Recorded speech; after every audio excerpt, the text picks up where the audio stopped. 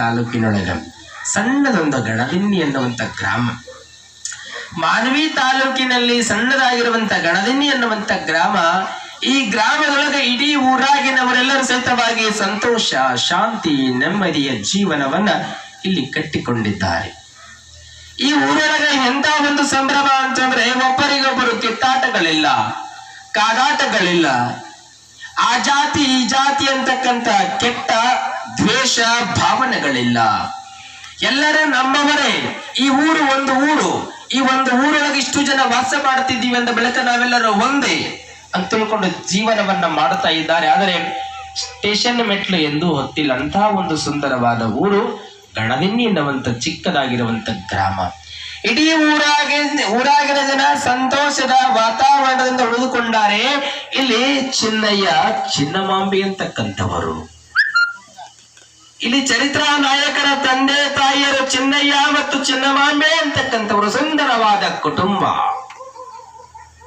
ಈ ಇಡೀ ಊರಾಗಿನ ಜನ ಇವರ ಕುಟುಂಬವನ್ನು ನೋಡಿರ್ತಕ್ಕಂಥವರು ಎಷ್ಟು ಸಂತೋಷದ ಕುಟುಂಬ ಅದೇ. ಬಡತನವಿದ್ದರೂ ಸಹಿತವಾಗಿ ಬಡತನವಿದೆ ಎಂದು ಹೇಳಲಿಲ್ಲ. ಕಾಯಕದೊಳಗೆ ಭಗವಂತನನ್ನ ಕಾಣಬೇಕು. ಈ ಕಾಯಕರಿಂದ ಭಗವಂತ ನಮಗೆ ಸಿಗ್ತಾನೆ ಅಂತ ತಮ್ಮ ಕಾಯಕವನ್ನು ಅಕ್ಕ ಸಾಲಿಗ ವೃತ್ತಿಯನ್ನ ಮಾಡುತ್ತಾ ಇದ್ದಾರೆ ಇಲ್ಲಿ ಚಿನ್ನಯ್ಯನವರು. ಅಕ್ಕ ಸಾಲಿಗ ವೃತ್ತಿಯನ್ನ ಮಾಡುತ್ತಾ ಹೊಟ್ಟಿದ್ದಾರೆ. ಹೋಗುವಂತ ಸಂದರ್ಭದೊಳಗ ಇಡೀ ಊರಾಗಿನ ಜನ ಒಂದು ಏನಾದ್ರೂ ಕೇಳಿದ್ರೆ ಪಂಚಾಂಗ ಸಹಿತವಾಗಿ ಹೇಳ್ತಿದ್ರು ಚಿನ್ನಯ್ಯನವರು. ಏನಾದ್ರೂ ಕೇಳಿ ಹೇಳಿದ ಮಾತುಗಳು ಸಿದ್ಧಿ ಆಗ್ತಿದ್ವು. ಸಿದ್ಧಿ ಪುರುಷರಿದ್ರು ಚಿನ್ನಯ್ಯನವರು. ಹಿಂಗ ಚಿನ್ನಯ್ಯನವರ ಬಾಯಿಯೊಳಗ ನುಡಿ ಅಮೃತದಿಂದ ಏನು ಬಂದರೂ ಸಹಿತವಾಗಿ ಸತ್ಯವಾಗ್ತದೆ. ನಾವು ಏನಾದ್ರೂ ಪ್ರಾರಂಭದೊಳಗ ಮೊದಲನೆಯ ಕೆಲಸ ಮಾಡಬೇಕಾಗಿತ್ತು ಅಂದ್ರೆ ಚಿನ್ನಯ್ಯನವರನ್ನ ಭೇಟಿಯಾಗೋಣ. ಆ ಚಿನ್ನಯ್ಯನವರು ಏನು ಹೇಳುತ್ತಾರೆ ಅದನ್ನ ಕೇಳಿಕೊಂಡು ನಮ್ಮ ಕೆಲಸವನ್ನ ಮಾಡೋಣ ಅಂತ ಒಳ್ಳೆ ಭಾವನೆಯಿಂದ ಚಿನ್ನಯ್ಯನವರನ್ನ ಇಡೀ ಊರಾಗಿನ ಜನ ಕೇಳ್ತಿದ್ರು. ಮಕ್ಕಳು ಹುಟ್ಟಿದ್ರೆ ಕೇಳ್ತಿದ್ರು, ಹೆಣ್ಮಕ್ಕಳನ್ನ ಕೊಡ್ಬೇಕಂದ್ರೆ ಕೇಳ್ತಿದ್ರು, ಮದುವೆ ಮಾಡ್ಬೇಕಂದ್ರೂ ಸಹಿತವಾಗಿ ಕೇಳ್ತಿದ್ರು. ಕಷ್ಟ ಸುಖಗಳು ದುಃಖ ದುಮ್ಮಾನಗಳು ಬಂದರೂ ಸಹಿತವಾಗಿ ಇಲ್ಲಿ ಚಿನ್ನಯ್ಯನವರನ್ನ ಕೇಳ್ತಿದ್ರು. ಅದರ ಪ್ರಕಾರ ಅವರ ಹೆಂಡತಿ ಸಹಿತವಾಗಿ ಚಿನ್ನಮಾಂಬೆ, ಹೆಂಡತಿ ಸಹಿತವಾಗಿ ಚಿನ್ನಮಾಂಬೆ ಚಿನ್ನದಂತ ಮಾತುಗಳನ್ನ ಎಲ್ಲಾ ಹೆಣ್ಣು ಮಕ್ಕಳ ಜೊತೆ ಮಾತಾಡುತ್ತಾಳೆ. ಆ ತಾಯಿಯ ಮಾತುಗಳನ್ನ ಕೇಳಿದರೆ ಊರೊಳಗ ಚಿನ್ನಮಾಂಬೆಯ ಜೊತೆ ನಾವು ಕಾರು ಮಾತುಗಳನ್ನ ಮಾತಾಡಿಕೊಂಡು ಮನೆಗೆ ಹೋಗೋಣ. ಆ ತಾಯಿಯ ಜೊತೆ ಮಾತಾಡಿದ್ರೆ ಮನಸ್ಸಿಗೆ ಆನಂದ ಮೊರ ಹುಟ್ಟುತ್ತದೆ, ಮನೆಯೊಳಗ ಅಷ್ಟು ಶಾಂತಿ ಅಂತ ಇಡೀ ಊರಾಗಿನ ಜನ ಮಾತಾಡುತ್ತಿದ್ರು. ಇಲ್ಲಿ ಚಿನ್ನಮಾಂಬೆ ಸಹಿತವಾಗಿ ಅಷ್ಟೇ ಪ್ರೀತಿಯಿಂದ, ವಾತ್ಸಲ್ಯದಿಂದ, ಮಮಕಾರದಿಂದ ಇಡೀ ಊರಾಗಿನ ಜನ ಜೊತೆಯಲ್ಲಿ ಹೊಟ್ಟಾರೆ. ಇಲ್ಲಿ ಗಂಡ ಹೆಂಡತಿಯ ಜೀವನವು ಸಹಿತವಾಗಿ ಸಂತೋಷದ ಜೀವನ. ಹಿಂಗ ಸಂತೋಷದ ಜೀವನವನ್ನ ಕಳೀತಾ ಇದ್ದಾರೆ. ಕಳೆಯುವಂತ ಸಂದರ್ಭದಲ್ಲಿ ಗುರುವಿನ ಆಶೀರ್ವಾದದಿಂದ, ಭಗವಂತನ ಕೃಪೆಯಿಂದ ಆ ಹೆಣ್ಣು ಮಗಳು ಚಿನ್ನಮಾಂಬೆ ಗರ್ಭವತಿಯಾಗ್ತಾಳೆ. ಇಲ್ಲಿ ಚಿನ್ನಮಾಂಬೆ ಗರ್ಭವತಿಯಾದಳು. ಗರ್ಭವತಿಯಾದ ಬಳಿಕ ಮನೆಯೊಳಗೆ ಖುಷಿ ಆಯಿತು, ಆನಂದ ಆಯಿತು. ವರ್ಷ ಕಳೆಯುವುದರೊಳಗೆ ಹಿರಿಯ ಮಗ ಹುಟ್ಟುತ್ತಾನೆ. ಮೊದಲಿಗೆ ಯಾವ ಮಗ ಅಂದ್ರ ಮೊದಲನೇ ಮಗ ಚಿನ್ನಮಾಂಬೆಯ ತವರ ಮನೆಯೊಳಗೆ ಹುಟ್ಟುತ್ತಾನೆ. ದೊಡ್ಡ ಬಸವನೆಂದು ಆ ಮಗುವಿಗೆ ಜನ್ಮವನ್ನ ನೀಡುತ್ತಾಳೆ ತಾಯಿ. ಆದ ಬಳಿಕ ಬಹಳ ಮತ್ತೆ ಸಂತೋಷದ ವಾತಾವರಣ ಮನೆಯಲ್ಲಿ. ಯಾವಾಗ ದೊಡ್ಡ ಬಸವ ಹುಟ್ಟಿ ಬಂದ ಸಂತೋಷ ಆಯಿತು. ಮತ್ತೆ ಸ್ವಲ್ಪ ದಿನ ಕಳೆಯುವುದರೊಳಗೆ ಗಂಡನ ಮನೆಯನ್ನು ಸೇರಿಕೊಳ್ಳುತ್ತಾಳೆ. ಗಂಡನ ಮನೆಯೊಳಗೆ ಉಳಿದುಕೊಂಡಿರುವಂತಹ ಸಂದರ್ಭದೊಳಗ ಇಲ್ಲಿ ಏನಾಗ್ತದೆ ಅಂತಂದ್ರೆ ಆ ಚಿನ್ನಮಾಂಬೆ ಚಿನ್ನಯ್ಯನವರು ಸಹಿತವಾಗಿ ಒಂದು ದಿವಸ ಮಾತಾಡ್ತಾರೆ. ಚಿನ್ನಯ್ಯನವರು ತಮ್ಮ ಕೆಲಸದೊಳಗೆ ತೊಡಗಿಕೊಂಡಿದ್ದಾರೆ. ಇಲ್ಲಿ 3-4 ವರ್ಷದ ಮಗುವಾಗಿ ಬೆಳೀತಾ ಇದ್ದಾನೆ ದೊಡ್ಡ ಬಸವ. 4-5 ವರ್ಷ ಆಯ್ತು. ತಂದೆಯ ಜೊತೆಗೆ ಅಕ್ಕ ಸಾಲಿಗ ವೃತ್ತಿ ಕೆಲಸವನ್ನ ಸಣ್ಣ ಮಗು ಇದ್ದಾಗಲೇ ಪ್ರಾರಂಭ ಆಯ್ತು. ಕೆಲಸವನ್ನ ಮಾಡುತ್ತಿದ್ದ, ಸ್ಕೂಲಿಗೆ ಹೋಗಿ ಬರುತ್ತಿದ್ದ. ಮತ್ತೆ 6-5 ವರ್ಷ ನಿಂಗೆ ಕಳ್ಯಕತ್ತು. ಬಹಳ ಖುಷಿ ಅನಿಸುತ್ತು. ಮತ್ತೆ ಸಂತೋಷದಿಂದ ಇರುವಂತ ಸಂದರ್ಭದೊಳಗ ಚಿನ್ನಮಾಂಬೆ ಒಂದು ದಿನ ಮಲಗಿಕೊಂಡಿದ್ದಾಳೆ. ಇಲ್ಲಿ ಚಿನ್ನಮಾಂಬೆ ಒಂದು ದಿವಸ ಮಲಗಿಕೊಂಡಿದ್ದಾಳೆ. ಮಲಗಿಕೊಂಡಿರುವಂತ ಸಂದರ್ಭದೊಳಗೆ ಸ್ವಪ್ನವಾಗ್ತದೆ.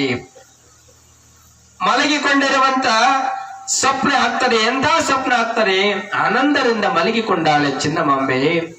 ಚಿನ್ನಮ್ಮ ಹುಡಿವಡ್ಡಮ್ಮ, ಚಿನ್ನಮಾಂಬೆ ಹುಡಿವಟ್ಟು. ಯಾವಾಗ ಉಡಿ ಹೊಡೆದಂಗ ಆಗ್ತದೆ ಚಿನ್ನಮಾಂಬೆಗೆ. ಯಾವಾಗ ಉಡಿ ಹೊಟ್ಟಿದಂತಾಯಿತು, ಮತ್ತ ನಂತರದೊಳಗ ಮಗಳೇ ಇನ್ನ ಈ ನಿನ್ನ ಮಡಿಲೊಳಗ ಮತ್ತ ಗಂಡ ಮಗು ಜನಿಸಿ ಬರುತ್ತಾನೆ. ಬಂದಿರುವಂತ ಮಗು ನಿಮ್ಮಿಬ್ಬರ ಹೆಸರನ್ನ ಅಜರಾಮರವಾಗಿ ಉಳಿಯುವಂತೆ ಮಾಡುತ್ತಾನೆ. ದೇವ ಮಾನವನಾಗಿ ಜಗತ್ತಿನೊಳಗ ಉಳಿದುಕೊಳ್ತಾನೆ ಅಂತ ತಿಳ್ಕೊಂಡು ಆಶೀರ್ವಾದ ಉಡಿ ಹೊಡೆದಂಗಾಯಿತು, ಮಗುವನ್ನ ಹಾಕಿದಂತಾಯಿತು. ಆಶೀರ್ವಾದ ಮಾಡಿ ಅದೃಶ್ಯನಾದ. ಇಲ್ಲಿ ಭಗವಂತನ ಕೃಪೆಯಿಂದ ಅನುಗ್ರಹ ಆಯಿತು. ಯಾವಾಗ ಇಲ್ಲಿ ಅನುಗ್ರಹ ಆಯಿತು, ನಂತರದೊಳಗ ಬೇಗ ಚಿನ್ನಮಾಂಬೆ ಆ ದಿವಸ ಹೇಳುತ್ತಾಳೆ. ಬೇಗ ಅವಸರದಿಂದ ಎದ್ದು, ನಿಮಗೆ ಯಾರ್ಯಾರಿಗಾದ್ರೂ ಕನಸು ಬಿದ್ರೆ ಏನ್ ಮಾಡ್ತೀವಿ ಗೊತ್ತದನ್ರಿ, ನಾವು ತಡೆಯೋದಾಗಂಗಿಲ್ಲ. ನಮ್ಗೆ ಎಟ್ಟು ಯಾವಾಗ ಬೇಗ ಹೇಳಿಲ್ಲತ್ತೀವಿ ನಾವೆಲ್ಲ. ಕನಸು ಬಿದ್ರೆ ಹೆಂಗೆ ಬೀಳುತ್ತೆ, ನಮ್ಮ ಕನಸು ಬೇರೆ ದೇವರು ಬಂಧುಗಳು. ಇಲ್ಲಿ ಸದಾಕಾಲವಾಗಿ ದೇವರ ನಾಮಸ್ಮರಣೆಯನ್ನ ಮಾಡುವಂತವ್ರ ಕನಸುಗಳು ಬೇರೆ ಇರ್ತದೆ, ನಮ್ಮ ಕನಸುಗಳು ಬೇರೆ ಇರ್ತವೆ. ನಮ್ಮ ಕನಸು ಹೆಂಗಿರ್ತದ ಅಂದ್ರೆ ರಾತ್ರಿ ಮಲಕೊಂಡಿರ್ಬೇಕ್ರಿ ನಾವೆಲ್ಲ. ಯಾವ ಗುಂಗಿನೊಳಗೆ ಮಲಗಿರ್ತೀವಿ ನೋಡ್ರಿ ನಾವೆಲ್ಲ, ಯಾವ ಗುಂಗಿನೊಳಗೆ ಮಲಿಕೊಂಡಿರ್ತೀವಲ್ಲ, ಬೆಳಗ್ಗೆ ಹುಸಿ ನಂಬರ್ ಚಲೋ ಬಿದ್ರೆ ಬೇಸು ಅಂತ ಒಂದಿಷ್ಟು ಜನ ಗುಂಗಿರ್ತದ್ರ ಕನಸು. ಅದೇ ಸೊಪ್ಪನಂದ್ರೆ ಅದೇ ದಂಡಾಗಿದ್ರೆ ಅದೇ ಬೀಳತ್ತದಿಲ್ಲ. ಇಲ್ಲಿ ಕನಸು ಇಬ್ರು ಅಣ್ಣ ತಮ್ಮರಿದ್ರಂತ್ರಿ. ಅಣ್ಣ ತಮ್ಮರು ಬಹಳ ಕೆಟ್ಟದಾರ, ಇಬ್ರು ಕೆಟ್ಟದಾರ. ಅವರು ಕನಸು ಬಿದ್ದಾಗ ತಪಸ್ಸಿ ಕುತ್ತಂಗಾಗ್ಯಾರ ಇವ್ರಿಬ್ರಿಗೂ. ಯಾವಾಗ ಇಬ್ರು ಭಗವಂತನನ್ನ ಕುರಿತು ತಪಸ್ಸಿ ಕುಂತಂಗ ಆಗಿರುವಂತ ಸಂದರ್ಭದೊಳಗ ಭಗವಂತ ಮೊದಲು ತಮ್ಮ ಭೇಟಿ ಹಾಕನ್ರಿ ಬಂಧುಗಳೇ.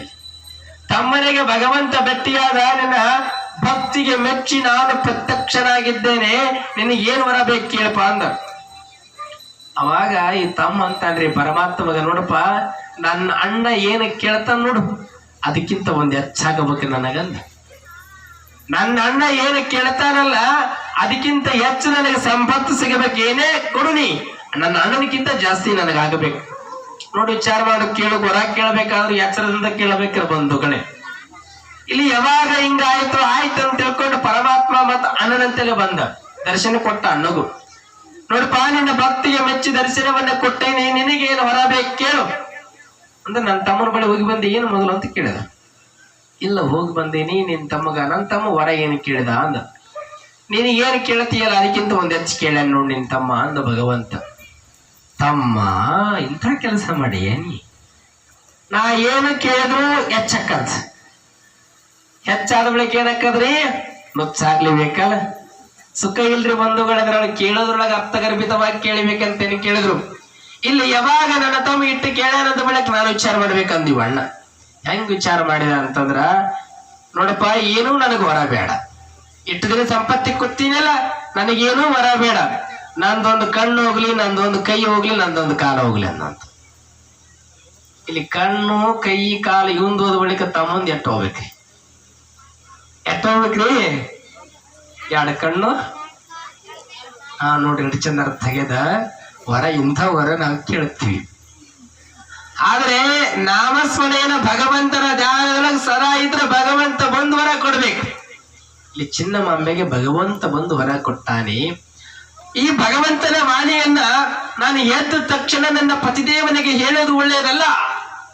ಹೆಂಗ್ ಹೇಳ್ಬೇಕಂದ್ರ, ಮನಿ ಕಸ ಗುಡಿಸ್ತಾಳೆ, ದೇವರ ಪೂಜೆ ಮಾಡುತ್ತಾಳೆ, ಮುಗಿದ ಬಳಿಕ ರೀ ಇಲ್ಲಿ ಬನ್ರಿ ಅನ್ನ ಮಾತಾಡ್ತಾಳೆ. ಯಾವಾಗಿಂತ ಮಾತನ್ನ ಪತಿದೇವನ ಮುಂದೆ ಹೇಳಕತ್ತಿದ್ರು. ರೀ ನಿನ್ನೆ ದಿನ ನನಗೆ ಕನಸು ಬಿದ್ದದೆ. ಎಂತ ಕನಸು? ಭಗವಂತ ನನ್ನ ಮಡಿಲೊಳಗ ಒಂದು ಕೂಸನ್ನ ಹಾಕಿದಂತಾಯಿತು. ಕೂಸನ್ನ ಹಾಕಿ ಈ ಮಗ ಸಮಾಜವನ್ನ ಬೆಳಗುತ್ತಾನೆ.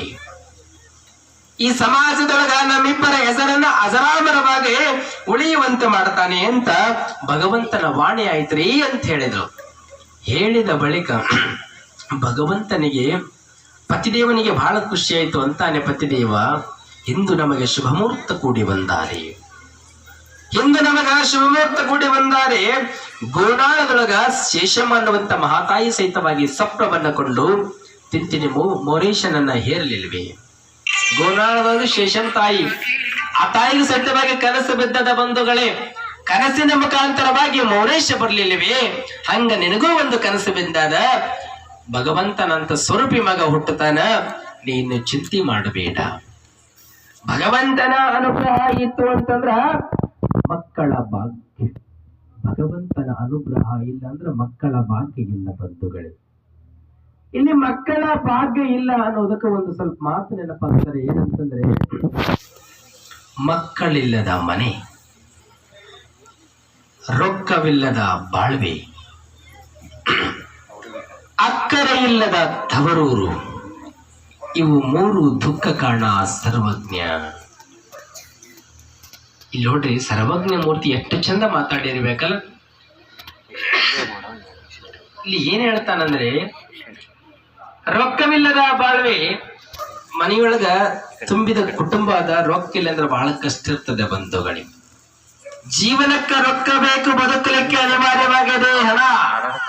ಹಣ ಇಲ್ಲ ಅಂದ್ರೂ ಸಹಿತವಾಗಿ ಅಷ್ಟ ಕಷ್ಟ ಆಗ್ತದೆ. ಮನೆಯೊಳಗ ಮಕ್ಕಳಿಲ್ಲ ಅಂದ್ರೂ ಸಹಿತವಾಗಿ ಕಷ್ಟ ಆಗ್ತದೆ. ಭಗವಂತ ಏನೆಲ್ಲ ಸಿರಿ ಸಂಪದವನ್ನ ಕೊಟ್ಟಾಗ ಕರೆ ಯಾರಾದ್ರೂ ಮನೆಗೆ ಬಂದ್ರೆ ಏನು ಕೇಳುತ್ತಾರೆ? ಎಷ್ಟು ಜನ ಮಕ್ಕಳ್ರಿಪ್ಪ ನಿಮಗಂತ ಕೇಳುತ್ತಾರೆ. ನಿಮ್ಮ ಸಂಪತ್ತನ್ನ ಕೇಳೋದಿಲ್ಲ ಬಂಧುಗಳೇ, ಸಂಪತ್ತು ಕೇಳ್ತಾರೆ. ನಿಮ್ಮ ಮಕ್ಕಳು ಎಷ್ಟು ಅಂತ ಕೇಳ್ತಾರೆ. ಮಕ್ಕಳಿಲ್ಲ ಅಂದಾಗ ಎಷ್ಟು ನೋವಾಗ್ಲಿಕ್ಕಿಲ್ಲ ಆ ಹೆಣ್ಣು ಮಗಳಿಗೆ. ಬಂಜೆಯರ ನೋವು ಬಂಜೆಯರಿಗೆ ಗೊತ್ತಾಗ್ತದೆ ಬಂಧುಗಳೇ, ಬೇರೆ ಇನ್ನೇ ಯಾರಿಗೂ ಗೊತ್ತಾಗೋದಿಲ್ಲ. ಆ ಹೆಣ್ಣಿನ ನೋವು, ಆ ಹೆಣ್ಣಿನ ಸಂಕಟ, ಆ ಹೆಣ್ಣಿನ ವೇದನೆ ಆ ಹೆಣ್ಣಿಗೆ ಗೊತ್ತಾಗ್ತದೆ ವಿನಃ ಇಲ್ಲದವರ ನೋವು ಮಕ್ಕಳಾದವರಿಗೆ ಎಂದೂ ಗೊತ್ತಾಗೋದಿಲ್ಲ. ಅದೇ ಪ್ರಕಾರವಾಗಿ ಹೆಣ್ಣಿಗೆ ತವರ ಮನೆ ಇಲ್ಲ ಅಂತಂದ್ರೆ ಅಷ್ಟೇ ನೋವಾಗ್ತದೆ ಬಂಧುಗಳೇ.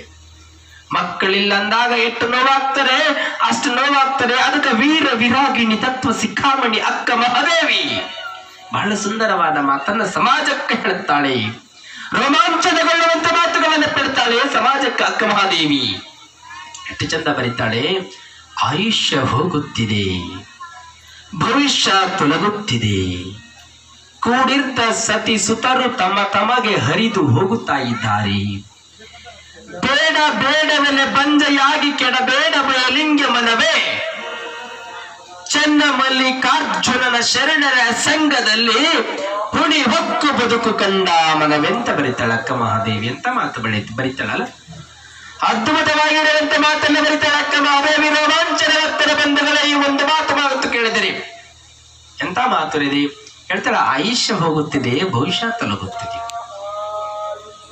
ಭಗವಂತ ನೀವೆಲ್ಲರ ಜೊತೆ ಇರುತ್ತೀರಲ್ಲ, ಯಾರು ಎಷ್ಟು ದಿನ ಇರಬಲ್ಲರು ನಿಮ್ಮ ಜೊತೆ?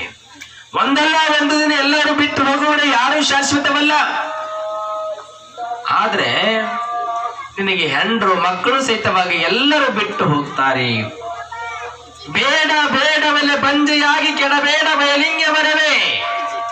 ಯಾರಿಗೆ ಯಾರು ಇರುವವರೆಲ್ಲ ಒಂದಲ್ಲ ಒಂದು ದಿನ ಒಬ್ಬರನ್ನ ಬಿಟ್ಟು ಒಬ್ಬರು ಮುಂದೆ ಹೋಗಲೇಬೇಕು. ಅವ್ರ ಮುಂದೆ ಹೋದ್ರೆ ನಾವು ಹಿಂದೆ ಹೋಗಲೇಬೇಕಂತ ಅಕ್ಕ ಮಹಾದೇವಿ. ಅದಕ್ಕೆ ಬಯಲಿಂಗ ಮನವೇ ಬಂಜೆಯಾಗಿ ಕೆಡಬೇಡ ಅಂತಾಳೆ. ಇದರ ತಾತ್ಪರ್ಯವಿಷ್ಟೇ ನಾವು ತಿಳ್ಕೊಂಡೀವಿ ಬಂಧುಗಳೇ. ಏನಂತಾಳ ಅಕ್ಕ ಮಹಾದೇವಿ? ನಾನು ಹೇಳಿರುವ ಮಾತಲ್ಲ, ಮಕ್ಕಳಿದ್ದವರು ಸಹಿತವಾಗಿ ಬಂಜೆ ಅಂತಾಳ ಅಕ್ಕ ಮಹಾದೇವಿ. ಮಕ್ಕಳಿಲ್ಲದವರು ಬಂಜೆಯಲ್ಲ. ಗಾಂಭೀರ್ಯವಾದ ಮಾತನ್ನ ಹೇಳಲಿದೆ ಸಮಾಜಕ್ಕೆ ಅಕ್ಕ ಮಹಾದೇವಿ. ಮಕ್ಕಳಿಲ್ಲದವರು ಬಂಜೆ ಅಂತಾರ್ರಿ ಅಕ್ಕ ಮಹಾದೇವಿ. ಏನ್ರಿ ಗುರುಗಳೇ ಹಿಂಗೇಳಕತ್ತೀರಿ ಅಂತ ಒಂದ್ ಸ್ವಲ್ಪ ಪ್ರಶ್ನೆ ಮಾಡಬಹುದು ನಿಮಗೆ. ಏನೆಲ್ಲ ದೇವರನ್ನ ಬೇಡಿ ಬೇಡಿ ಬೇಡಿ ಬೇಡಿ ಮಕ್ಕಳನ್ನ ಪಡಿತೇವೆ, ಮಕ್ಕಳನ್ನ ಪಡೆದರೂ ಸಹಿತವಾಗಿ ಬಂಜೆ ಅಂತೀರೆಂದ ಬಳಿಕ ಅಕ್ಕ ಮಹಾದೇವಿ ಯಾವ ಅರ್ಥದೊಳಗೆ ಹೇಳಿರಬಹುದು? ಮಕ್ಕಳೆತ್ತೀರಿ ಕರೆ, ಮಕ್ಕಳನ್ನ ಬೆಳೆಸಕತ್ತೀರಿ ಕರೆ, ಮನೆಯೊಳಗೆ ತುಂಬಿದ ಕುಟುಂಬ ಅದೇ. ಹೊರಗಿನ ಜನಗಳನ್ನ ಹಚ್ಚಿಕೊಳ್ಳೋದು ಒಂದು ನಂತರ ಇರ್ಲಿ, ಮೊದಲು ಅತ್ತೆ ಮಾವ ಭಾವ ಮೈದನರು ಅನ್ನುವಂತ ಪ್ರೀತಿ ವಿಶ್ವಾಸವನ್ನ ಯಾರ ಮನೆಯೊಳಗ ಆ ಹೆಣ್ಣು ಮಕ್ಕಳಾದ್ರೂ ಸಹಿತವಾಗಿ ನೋಡೋದಿಲ್ಲಲ್ಲ, ಆ ಹೆಣ್ಣು ಮಗಳು ನಿಜವಾದ ಬಂಜೆ ಅಂತ ಹೇಳ್ತಾಳ ಅಕ್ಕ ಮಹಾದೇವಿ.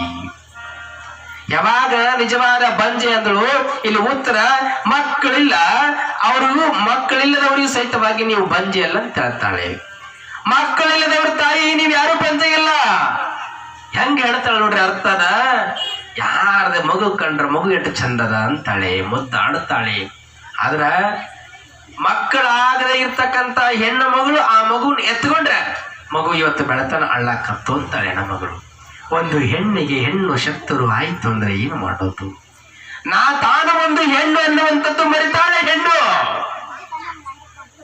ಆ ಹೆಣ್ಣಿನ ವೇದನೆ, ಆ ಹೆಣ್ಣಿನ ಸಂಕಟ ಏತಕ್ಕಾಗಿ ಅರ್ಥವಾಗಲಿಲ್ಲ ಆ ಹೆಣ್ಣು ಮಗಳಿಗೆ. ಮಕ್ಕಳೆಲ್ಲ ಹೆಣ್ಣು ಮಗಳು ಎತ್ಕೊಂಡ್ರೆ ನೋವಾಯ್ತು ನಿನ್ನ ಮಗು ಅದಕ್ಕೆ ಅಳ್ಳಾಕತ್ತಾರ ಅಂತ ಹೇಳ್ತಾರೆ ಇವ್ರು ಹಿರಿಯರು ಯಾರಾದ್ರೂ ಇದ್ರು. ಹಳ್ಳಿ ಸೌಡಿನೊಳಗೆ ಬಹಳ ಎಲ್ಲಾ ಕಡೆ ನಡೆಯುವಂತ ಸಂದರ್ಭ, ಆ ಮನೆಗೆ ಹೋಗಿ ತಾಯಿ ಯಾರಿಲ್ಲದ ಸಂದರ್ಭದೊಳಗೆ ಮಕ್ಕಳಲ್ಲಿ ಹೆಣ್ಣುಗಳು ಕಣ್ಣೀರಾಗ್ತಾಳ. ಕಣ್ಣೀರು ಆ ತಾಯಿಗೆ ಗೊತ್ತು ಮತ್ತು ಭಗವಂತನಿಗೆ ಗೊತ್ತು. ಯಾರ ಮಕ್ಕಳಿದ್ರು ಸಹಿತವಾಗಿ ಎಷ್ಟು ಮುದ್ದಾದ ಎಷ್ಟು ಚಂದ ಅಂತ ಅಕ್ಕರೆಯಿಂದ ಕಾಣ್ತಾಳ. ಮನೆಯೊಳಗ ಸಹಿತವಾಗಿ ಎಲ್ಲರನ್ನ ಪ್ರೀತಿಯಿಂದ ಅಕ್ಕರೆಯಿಂದ ಮಮತೆ ಕಾರುಣ್ಯ ಬಂಧನಗಳಿಂದ ತುಂಬಿಕೊಂಡು ಹೋಗ್ತಾಳಲ್ಲ, ಆ ತಾಯಿ ಎಲ್ಲರ ಮಕ್ಕಳನ್ನ ಸಹಿತವಾಗಿ ಇದು ಸಣ್ಣ ಮಗು ನಮ್ಮ ಮಗು ಇದ್ದಂಗರ ಅಂತ ತಿಳ್ಕೊಂಡು ಅಪ್ಪಿಕೊಂಡು ಮಾತಾಡ್ತಾಳಲ್ಲ, ಅದಕ್ಕೆ ಈ ಜಗತ್ತಿನೊಳಗೆ ಬಂಜೆ ಎಲ್ಲ ಹೆಣ್ಣು ಮಗಳಂತ ಸಾರಿ ಸಾರಿ ಅಕ್ಕ ಮಹಾದೇವಿ ಹೇಳಿದಾಳ. ಬಂಧುಗಳೇ, ಅಪ್ಪಿಕೊಂಡು ಎತ್ತಿಕೊಳ್ಳುವಂತ ಗುಣಾದಿಗಳು ಬರಬೇಕು ಬಂಧುಗಳೇ. ಅವಾಗ ಅವರು ಎಂದೂ ಬಂಜೆ ಎಂದಿರಲ್ಲ, ಎಂದೂ ಒಂಟಿ ಎಂದಿರಲ್ಲ. ಅವರು ಭಗವಂತನ ಪ್ರೇರಣೆ, ಭಗವಂತನ ಅನುಗ್ರಹ ಆಗಿಲ್ಲ. ಅನುಗ್ರಹ ಆದ ಕಾಲಕ್ಕೆ ಮಕ್ಕಳಾಗಬಹುದಲ್ಲ. ಯಾತಕ್ಕಾಗಿ ವಿಚಾರ ನೊಂದುಕೊಳ್ಳುವುದು. ಮಕ್ಕಳೆಲ್ಲಿದವರಿವಾ ತಾಯಂದರೆ ಎಂದೂ ಚಿಂತೆ ಮಾಡಬೇಡ್ರಿ. ಭಗವಂತನ ಧ್ಯಾನವನ್ನ ಮಾಡ್ರಿ, ಭಗವಂತನ ನಾಮಸ್ಮರಣೆಯನ್ನ ಮಾಡ್ರಿ, ಭಗವಂತನ ನಾಮ ಧ್ಯಾನವನ್ನು ಕುಳಿತುಕೊಂಡು ಶಿವಧ್ಯಾನದೊಳಗೆ ತಲ್ಲೀನರಾಗರಿ, ಮನಸ್ಸಿಗೆ ಆನಂದ. ಚಿನ್ನಮಾಂಬೆ ಭಗವಂತನ ಧ್ಯಾನದಲ್ಲೇ ಕೊಂಡುಕೊಂಡು ಭಗವಂತನನ್ನ ಹೇರುವಂತ ಪ್ರಸಂಗ. ಇಲ್ಲಿ ಒಂದು ಮಾತು ಹೇಳ್ತೀನಿ ಬಂಧುಗಳೇ, ಮಕ್ಕಳಿಲ್ಲದವರ ಅವರಿಗೆ ಗೊತ್ತು. ಇಲ್ಲಿ ಏನಾಗಿತ್ತು ಅಂದರೆ, ಚಿನ್ನಮಾಂಬೆ ಸಂತೋಷದಿಂದ ಇದ್ದಾಳ ಕರೆ, ಮಕ್ಕಳಿಲ್ಲ ಅನ್ನುವಂಥ ಸಂಕಟ ವೇದನೆ ಇರ್ತದಲ್ಲ ಅಷ್ಟು ಸಣ್ಣದಲ್ಲ. ಅದೇ ಪ್ರಕಾರವಾಗಿ ಒಂದು ಹೆಣ್ಣಿಗೆ ತವರ ಮನೆ ಇಲ್ಲಂದ್ರೂ ಸಹಿತವಾಗಿ ಅಷ್ಟೇ ನೋವಾಗ್ತದೆ ಬಂಧುಗಳು. ಮಕ್ಕಳಿಲ್ಲಂದಾಗ ಎಷ್ಟು ಸಂಕಟ ಆಗ್ತದ, ಅಷ್ಟು ತವರ ಮನೆ ಇಲ್ಲಂದಾಗ ಅಷ್ಟು ಸಂಕಟ ಆಗ್ತದೆ. ಇಲ್ಲಿ ಒಂದು ನೆನಪು ಮಾಡಿಕೊಳ್ಳುತ್ತೀನಿ ಬಂಧುಗಳ ನಿಮಗೆ. ಗಂಡ ಹೆಂಡತಿ ಬಹಳ ಚಂದ ಸುಖದ ಜೀವನವನ್ನ ಅನುಭವಿಸ್ಲಕತ್ತಾರ. ಇಲ್ಲಿ ಬಹಳ ಸಂತೋಷದ ಜೀವನವನ್ನ ಅನುಭವಿಸ್ತಾ ಇದ್ದಾರೆ. ತವರು ಮನೆಯವರು ಬಹಳ ಚಲೋ ಇದ್ದಾರೆ. ಆದ್ರೆ ಯುವಕರು ಬಹಳ ಚಂದ ಕೇಳ್ರಿ ಮಾತು. ಯುವಕರು ಬಹಳ ಚಂದ ಕೇಳಬೇಕು. ಏತಕ್ಕಾಗಿ ಕೇಳಬೇಕಂತಂದ್ರೆ, ಈ ಒಂದು ಸ್ವಾರಸ್ಯಕರವಾಗಿರುವಂತ ಕಥೆ ಬಹಳ ಚಂದ ಹೇಳ್ತೀನಿ ನಿಮಗೆ. ಇಲ್ಲಿ ಗಂಡ ಹೆಂಡತಿ ಬಹಳ ಚಂದ ಸುಖ ಜೀವನವನ್ನ ಅನುಭವಿಸ್ತಾ ಇದ್ದಾರೆ. ಆದ್ರೆ ಒಂದು ಸ್ವಲ್ಪ ದಿನ ಕಳೆದ ಬಳಿಕ 1-2 ವರ್ಷ ಆಗಿತ್ತು. 3ನೇ ವರ್ಷಕ್ಕೆ ಮದುವೆಯಾಗಿ ಒಕ್ಕಲುತನ ಕಾಯಕವನ್ನ ಮಾಡುತ್ತಿದ್ದ. ಊರೊಳಗ ಮಳೆ ಇಲ್ಲದಂಗ ಆಯ್ತು, ಬೆಳೆ ಇಲ್ಲದಂಗ ಆಯ್ತು. ಯಾವಾಗ ಮಳೆ ಬೆಳೆ ಇಲ್ಲದಂಗ ಆಯ್ತು, ಸ್ವಲ್ಪ ಮನೆಯೊಳಗ ಕಾಳು ಕಡಿಯ ಅಭಾವ ಆಗ್ತದೆ, ಬಡತನ ಬರುತ್ತದೆ. ಯಾವಾಗ ಬಡತನ ಬಂತು ಮನೆಯೊಳಗ ಕಷ್ಟ ಅನ್ನಿಸ್ತದೆ. ಯಾವಾಗ ಕಷ್ಟ ಅಂತ ಬಂತು ಮನೆಗೆ, ಕಣ್ಣೀರು ಮನೆಯೊಳಗೆ ನೋಡ್ರಿ. ಬಹಳ ಕಷ್ಟದ ಪ್ರಸಂಗಗಳು ಬಂದ್ರ, ಕಷ್ಟ ಬಂತಂದ್ರೆ ಅಷ್ಟು ಸರಳ ಅಲ್ಲ ಎದುರಿಸುವಂಥದ್ದು. ಕಷ್ಟ ಬಂದಾಗ ಒಂದು ತುತ್ತು ಊಟಕ್ಕೂ ಸಹಿತವಾಗಿ ಅಭಾವ ಅನ್ನುವಂಥ ಪ್ರಸಂಗ ಬಂತು. ಹೆಂಡತಿ ಗಂಡಗೆ ಹೇಳ್ತಾಳ ಒಂದು ದಿನ, ಪತಿದೇವ ನನ್ನ ತವರ ಮನೆಗೆ ಹೋಗಿ ಬರುತ್ತೇನೆ. ಪತಿ ಹೇಳ್ತಾನೆ, ಗಂಡ ಬಹಳ ಚಂದ ಹೇಳ್ತಾನೆ, ನೋಡು ಕೊಟ್ಟ ಹೆಣ್ಣು ಕುಲದವರಗೆ.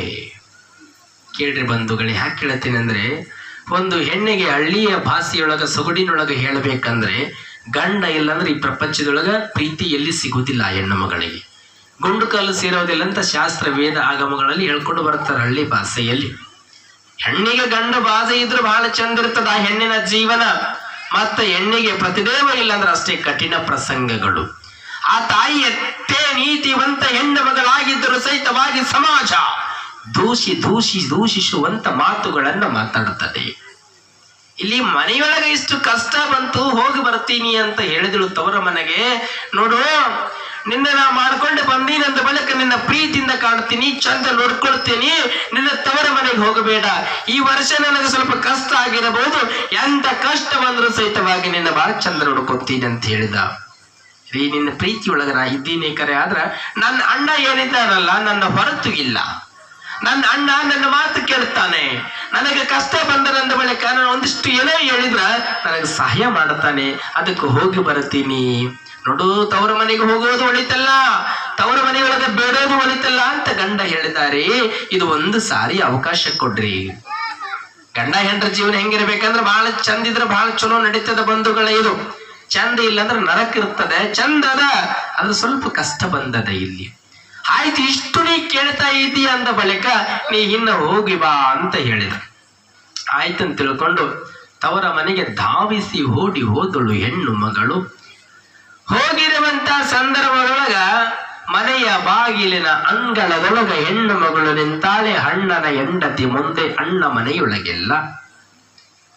ಅಣ್ಣನ ಹೆಂಡತಿ ನಿಂತಾಳೆ, ತಂಗಿ ಬಂದಾಳ. ಮನೆಯೊಳಗ ಕರೀತಿಲ್ಲ ಹೆಣ್ಣು ಮಗಳು, ಮನೆಯೊಳಗ ಕರೀತಿಲ್ಲ. ತಾನು ಒಂದು ಹೆಣ್ಣು, ತನಗೂ ಒಂದು ತವರ ಮನೆ ಇದೆ. ಪ್ರತಿಯೊಬ್ಬ ಹೆಣ್ಣಿಗೂ ಸಹಿತವಾಗಿ ಇವರ ತವರ ಮನೆ ಹೆಂಗಿರ್ತದ, ಅವರಿಗೂ ಒಂದು ತವರ ಮನೆ ಇರ್ತದೆ. ಒಳಗ ಬಾರಮ್ಮ ಅಂತ ಕರೀಲಿಲ್ಲ. ಒಂದ್ ಸ್ವಲ್ಪ 5 ನಿಮಿಷ ಆಗಿತ್ತು, ಅಣ್ಣ ಬಂದ.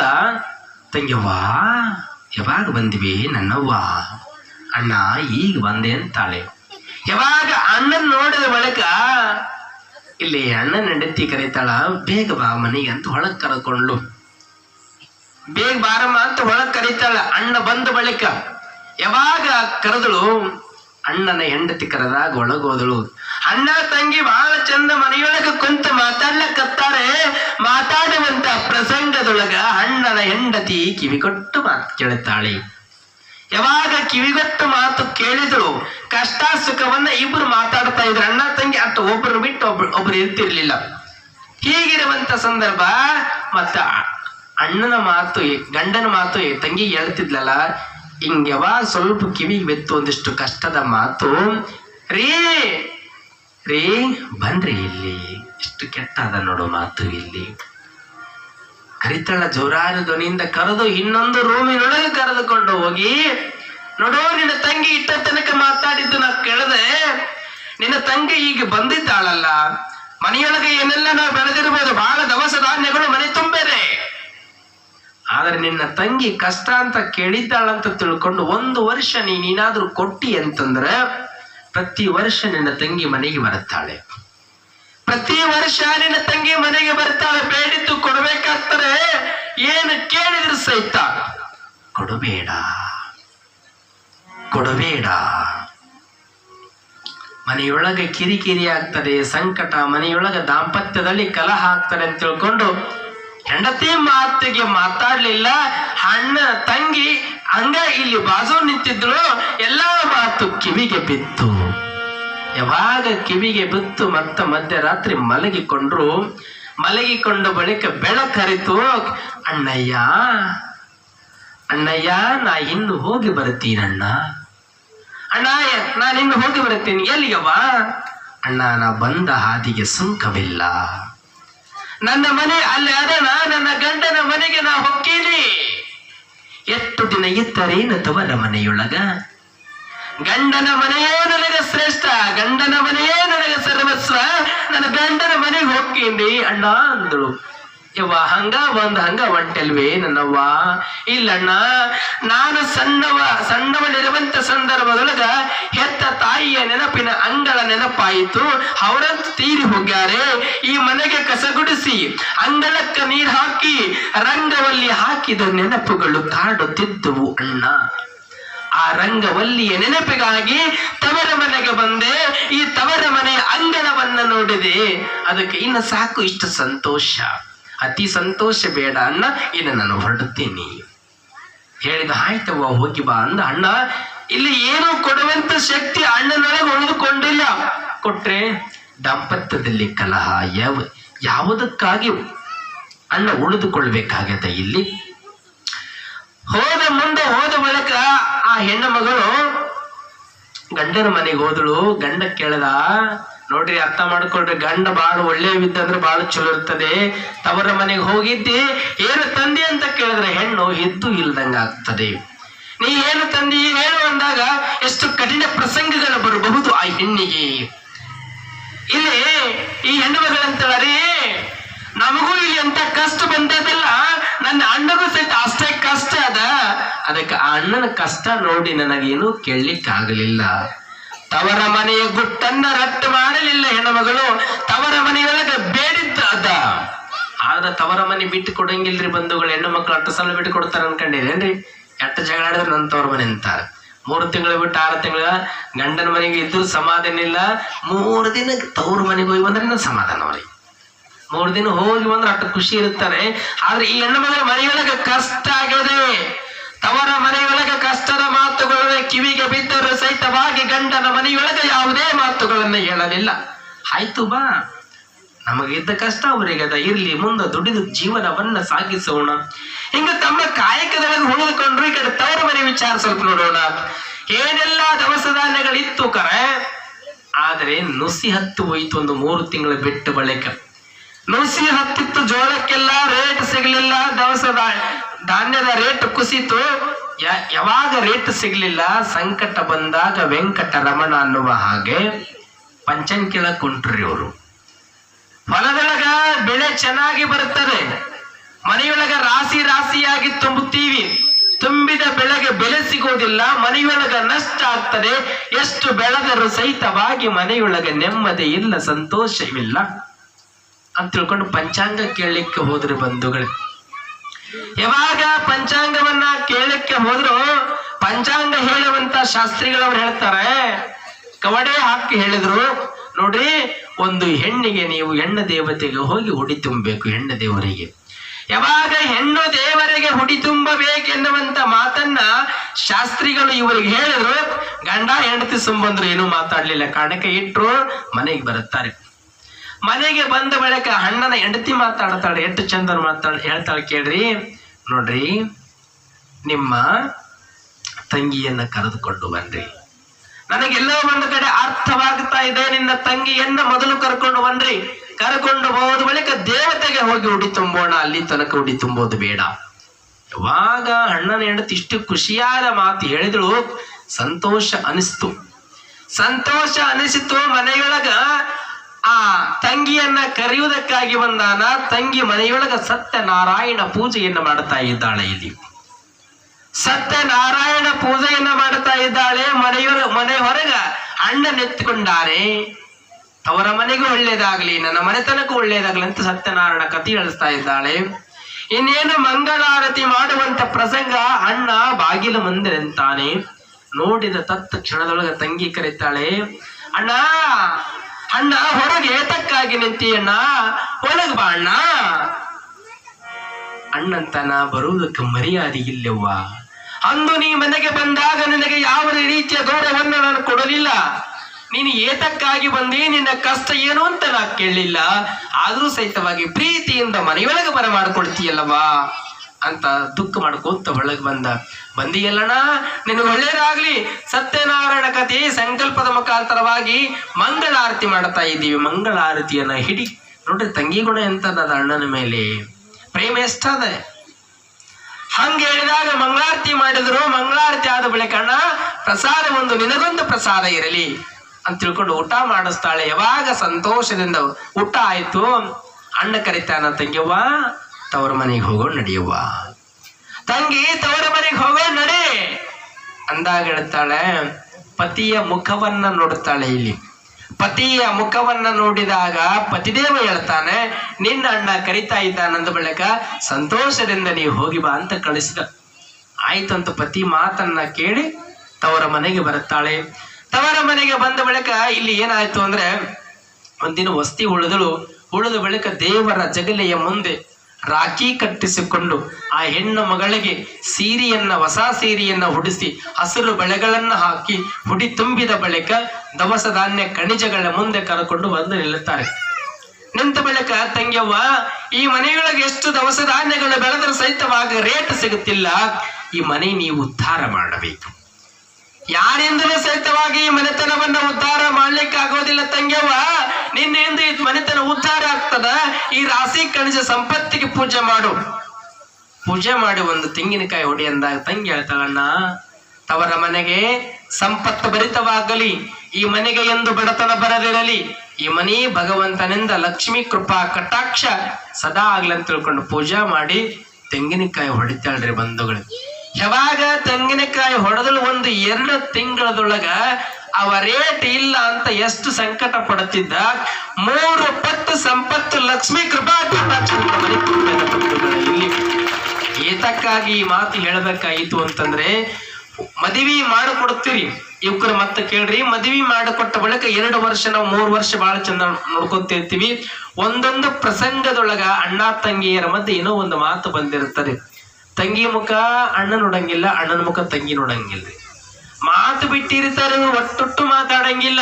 ಒಂದು ಮಾತು ಹೇಳ್ತೇನ್ರಿ, ಅಣ್ಣಗ ತಂಗಿ ಅನ್ನಬಹುದು, ತಂಗಿಗ ಅಣ್ಣ ಅನ್ನಬಹುದು. ಇಲ್ಲಿ ಏನು ಉತ್ತರ ಅದ ಗೊತ್ತಾನು? ಬೇರೆ ಯಾರಾದ್ರೂ ಅನ್ಲಿಕ್ಕೆ ಸಾಧ್ಯ ಏನ್ರಿ ಬಂಧುಗಳೇ? ಅಣ್ಣನ ಹೊರತು ತಂಗಿಗೆ ಅಧಿಕಾರವಿದೆ, ತಂಗಿಯ ಹೊರತು ಅಣ್ಣನಿಗೆ ಅಧಿಕಾರವಿದೆ, ಬೇರೆ ಯಾರಿಗೂ ಇಲ್ಲ.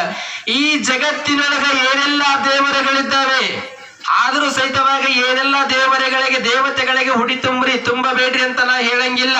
ಹುಡಿ ತುಂಬಿ ಬನ್ರಿ.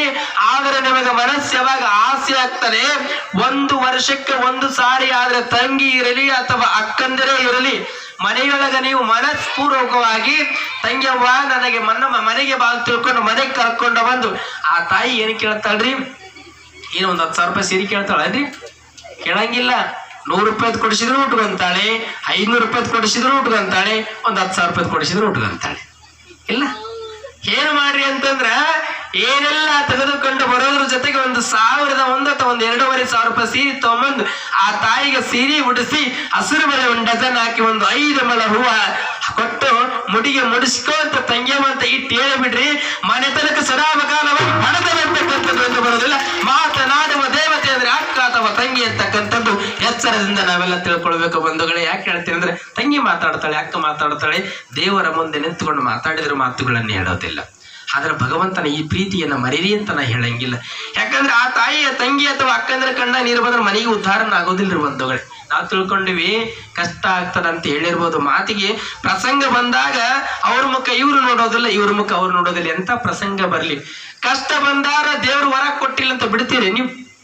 ಕಷ್ಟ ಬಂದಾರ ದೇವ್ರು ವರ ಕೊಟ್ಟಿಲ್ಲ ಅಂತ ಬಿಡ್ತೀರಿ? ದೇವ್ರ ಬಳಿ 3 ಸಾರಿ ಹೋಗ್ತೀರಿ ದಿನಕ್ಕೆ. ಒಂದು ಮಾತಂದಾಳ ತಂಗಿ ದೂರ ಹೋಗ್ತೀರಿ, ಯಾವ ನ್ಯಾಯ?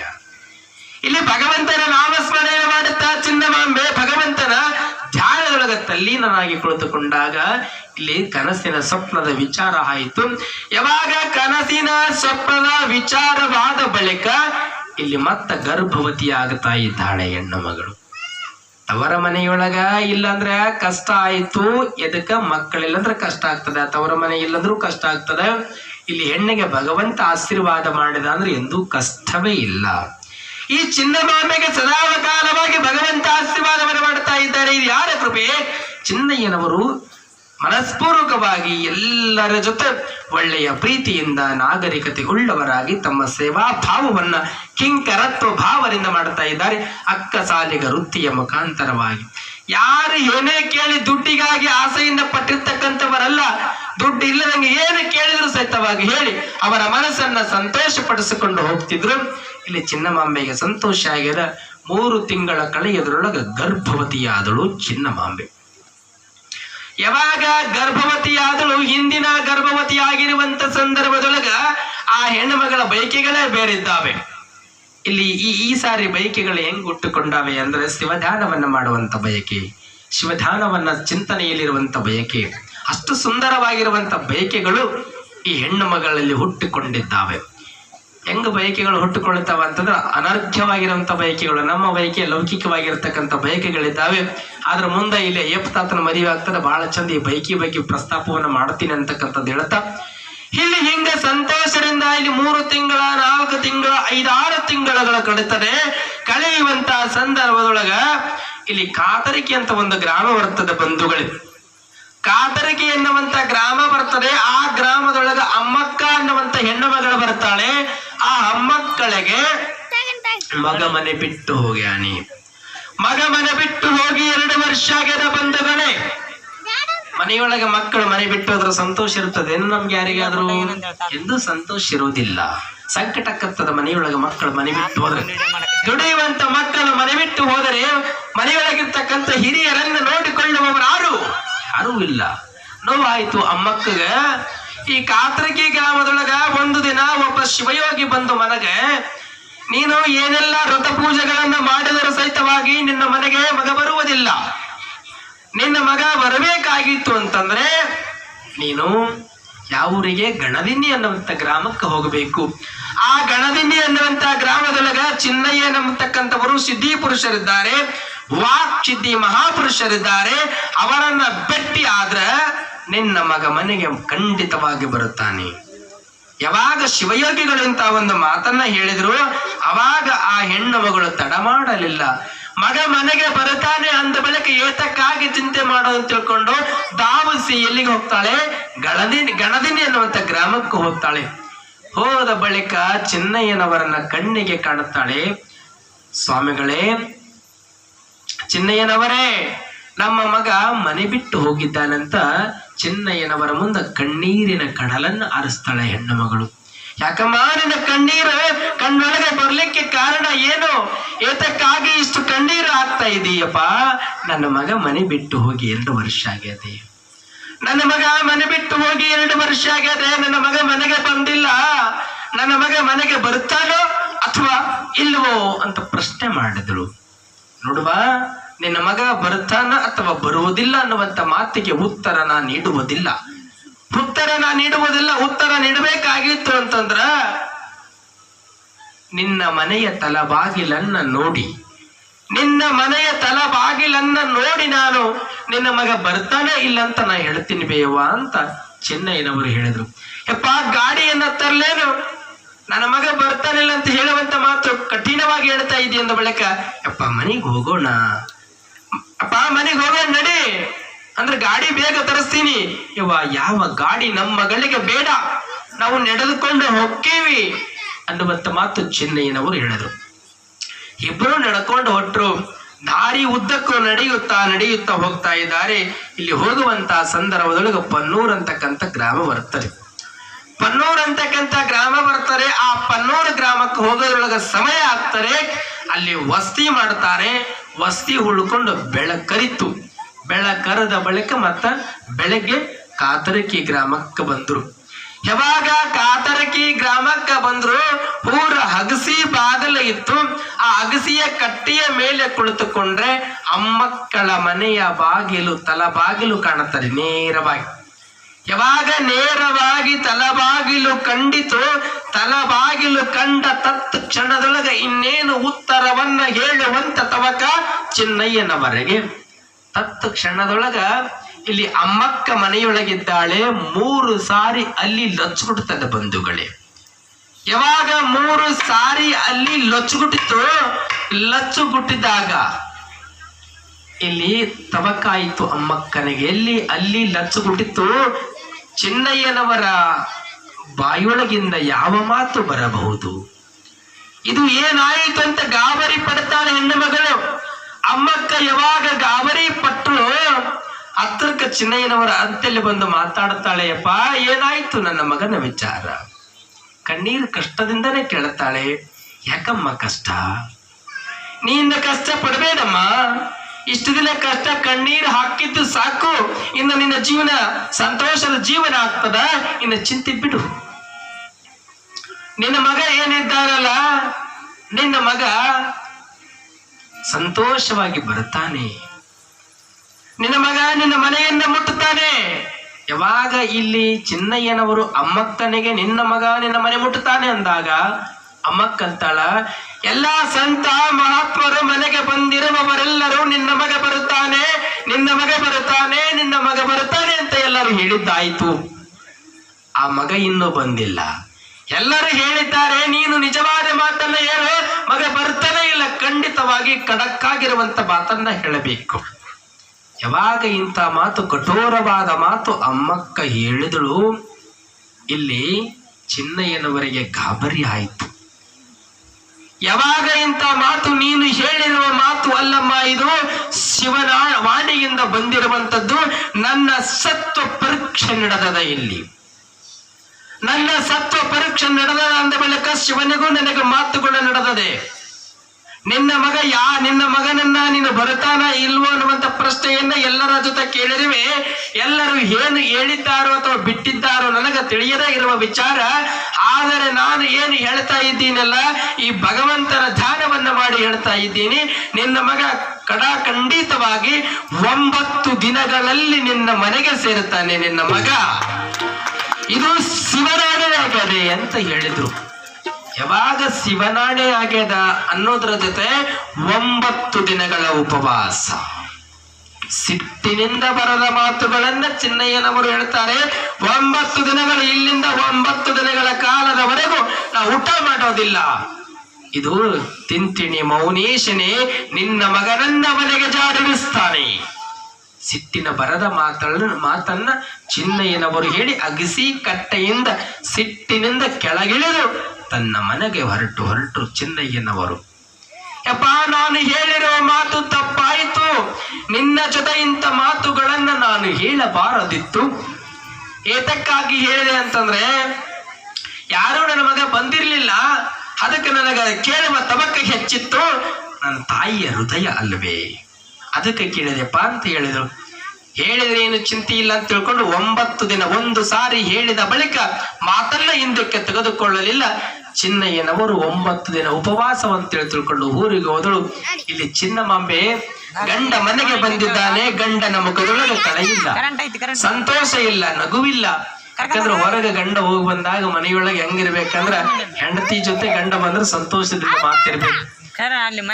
ಗಂಡನ ಮುಖದೊಳಗ ನಗು ಇಲ್ಲ, ಸಂತೋಷ ಇಲ್ಲ ಅಂದ್ರೆ ಮನೆಯೊಳಗೆ ಎಲ್ಲರೂ ಸ್ವಲ್ಪ ಚಿಂತೆ ಮಾಡೋದು ಸಹಜ. ಯಾಕ ನನ್ನ ಪತಿದೇವನ ಮುಖದೊಳಗೆ ಕಳೆ ಇಲ್ಲ ಅಂತಾಳ. ಕೇಳಿದಾಗ ಇಂಥ ಒಂದು ವಿಷಯವನ್ನ ಏನೆಲ್ಲವನ್ನ ಹೇಳ್ತಾರೆ. 9 ದಿನಗಳ ಉಪವಾಸ ಧ್ಯಾನಕ್ಕೆ ಕುಳಿತುಕೊಳ್ತಾರೆ ಚಿನ್ನಯ್ಯನವರು. ಧ್ಯಾನಕ್ಕೆ ಕುಳಿತುಕೊಂಡ್ರು. 1 ದಿನ ಕಳಿತು, ಇಲ್ಲಿ 2 ದಿನ ಕಳೀತಾರೆ, ಇಲ್ಲಿ 3 ದಿನ ಕಳಿತು. ಆದ್ರ ಅಮ್ಮಕ್ಕ ತಬಕಾದ ಒಬ್ಬ ಮಹಾತ್ಮ ಶಿವಯೋಗಿಯನ್ನ ಉಪವಾಸ ಧ್ಯಾನಕ್ಕೆ ಕುಳಿತುಕೊಂಡ. ನಾನೇನಾದ್ರೂ ಎಲ್ಲ ಒಂದು ಕಡೆ ತಪ್ಪು ಮಾಡಿರುವೆ ಅನ್ನಿಸ್ತಾರೆ ಅಂತ ವಿಚಾರ ಮಾಡುತ್ತಿದ್ರು. ಸಂತ ಮಹಾತ್ಮರ ಲೀಲೆ ಯಾರಿಗೂ ತಿಳಿಯುವುದಿಲ್ಲ. ಸಂಸಾರದೊಳಗಿದ್ದುಕೊಂಡ್ರು ಸಹಿತವಾಗಿ ಭಗವಂತನನ್ನ ಮುಟ್ಟುವಂತ ಮಾರ್ಗಗಳಿವೆಲ್ಲ. ನಾವು ಸಂಸಾರದೊಳಗೆ ಉಳ್ಕೊಂಡ್ರೆ ನಮ್ಮ ಧ್ಯಾನದೊಳಗೆ ನಾವು ಉಳ್ಕೊಳ್ತೀವಿ. ಇನ್ನೊಬ್ಬರ ಮನೆತನವನ್ನ ನಾವೇನು ಉದ್ಧಾರ ಮಾಡಂಗಿಲ್ರಿ ಬಂಧುಗಳೇ. ನಮ್ಮ ಮನೆ ಮೊದಲು ಉದ್ಧಾರ, ನಂತರದೊಳಗೆ ಇನ್ನೊಬ್ಬರ ಮನೆ ಅಂತೀವಿ, ನಾವೆಲ್ಲ ಅಂತೀವಿಲ್ಲ. ಆದರೆ ಚಿನ್ನಯ್ಯನವರು ಹಂಗಿಲ್ಲ. ಸಮಾಜದೊಳಗೆ ಕಷ್ಟ ಅಂತ ಯಾರು ಬರ್ತಿದ್ರು ಅವರ ಕಷ್ಟಗಳನ್ನ ದೂರ ಮಾಡುತ್ತಾ ಹೊಟ್ಟಿದ್ರು ಇಲ್ಲಿ ಚಿನ್ನಯ್ಯನವರು. ಇಲ್ಲಿ 3 ದಿನ, 4 ದಿನ, 5 ದಿನ, 6 ದಿನ, 7 ದಿನ, 8 ದಿನ ಕಳೆತು. ಇನ್ನು 1 ದಿನ ಉಳಿದದ ಮಗ ಮನೆಗೆ ಬಂದಿಲ್ಲ. ಕೊನೆಯದಾಗಿರುವಂತ 9ನೆಯ ದಿನಕ್ಕ ಆ ಮಗ 2 ವರ್ಷ ಏನು ಕಳೆದು ಹೋಗಿದ್ದ, 2 ವರ್ಷ ಮನೆ ಬಿಟ್ಟು ಹೋಗಿದ್ದ, 9ನೆಯ ದಿನಕ್ಕ ಕುದುರೆ ಮೇಲೆ ಕುಳಿತುಕೊಂಡು ಮನೆಯನ್ನು ಮುಟ್ಟಿದ್ದಾನೆ ಮಗ. ಇಲ್ಲಿ ಚಿನ್ನಯ್ಯ ಸ್ವಾಮಿಯವರ ವಾಣಿಯಿಂದ ಯಾವಾಗ ಮನೆ ಮುಟ್ಟಿದ ಮಗನನ್ನ ಮನೆಯೊಳಗೆ ಕರೆದುಕೊಳ್ಳಲಿಲ್ಲ ಅಮ್ಮಕ್ಕ. ಒಬ್ಬ ಶಿವಯೋಗಿ 9 ದಿನಗಳ ಕಾಲ ನಿನ್ನ ಮನೆಗೆ ಬರುವುದಕ್ಕಾಗಿ ತಪಸ್ಸು ಧ್ಯಾನವನ್ನ ಮಾಡ್ತಾ ಇದ್ದಾನೆ. ಆ ಉಪವಾಸವನ್ನ ಬಿಡಿಸಬೇಕಾಗದ ಮೊದಲು ಗಣದಲ್ಲಿ ಗ್ರಾಮಕ್ಕೆ ಹೋಗೋ ನಡಿ ಅಂತ ತಿಳ್ಕೊಂಡು ಮಗನನ್ನ ಕರ್ಕೊಂಡು ಎಲ್ಲಿಗೆ ಬರ್ತಾಳೆ, ಗಣದಿಂಡಿಗೆ ಬಂದಳು. ಯಪ್ಪ, ನನ್ನ ಮಗ ಬಂದಾರಪ್ಪ, ನಿನ್ನ ಮೌನ ಉಪವಾಸವನ್ನ ನಿಲ್ಲಿಸುವಂತ ಕೈ ಮುಗಿದು ಬೇಡ್ತಾಳೆ. ಯಾವಾಗ ಕೈ ಮುಗಿದು ಬೇಡಿದಳು ಸಂತೋಷ ಆಯ್ತು ಚಿನ್ನಯ್ಯನವರಿಗೆ.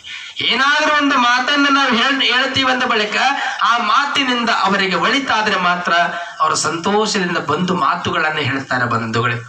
ಯಾವಾಗ ಮಗ ಮನೆಗೆ ಬಂದ ಉಪವಾಸವನ್ನ ನಿಲ್ಲಿಸಿದರೂ ಪ್ರಸಾದ ಆದ ಬಳಿಕ ಇವರಿಗೂ ಪ್ರಸಾದ ಮಾಡಿಸ್ತಾರೆ.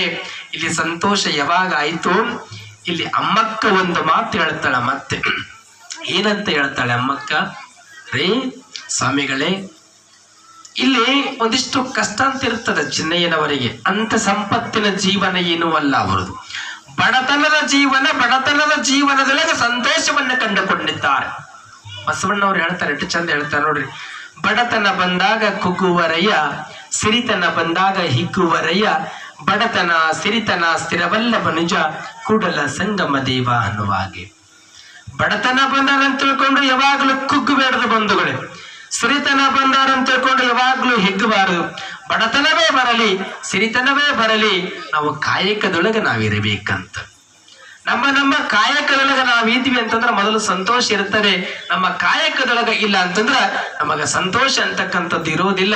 ಇಲ್ಲಿ ಯಾವಾಗ ಮಗ ಬಂದ ಮನೆಗೆ ಕಾಯಕದೊಳಗ ಇವ್ರು ಉಳ್ಕೊಂಡಾರೆ, ಇಷ್ಟು ನಮಗ ಮನೆಗೆ ಮಗ ಬರುವಂತ ಆಶೀರ್ವಾದವನ್ನ ಮಾಡಿದ್ದೀರಿ ಅಂದ ಬಳಿಕ ನಿಮಗೆ 2 ಎಕರೆ ಹೊಲ ಕೊಡ್ತೀವಿ, ಇರೋದಕ್ಕೆ ಮನೆ ಕೊಡ್ತೀವಿ, ಕಾತರಿಕೆ ಗ್ರಾಮಕ್ಕ ನಮ್ಮ ಜೊತೆ ಮನೆಗೆ ಬಂದು ಬಿಡ್ರಿ ಅಂತ ಅಮ್ಮಕ್ಕ ಹೇಳುತ್ತಾಳೆ. ಯಾವಾಗ ಅಮ್ಮಕ್ಕ ಹೇಳಿದ್ರು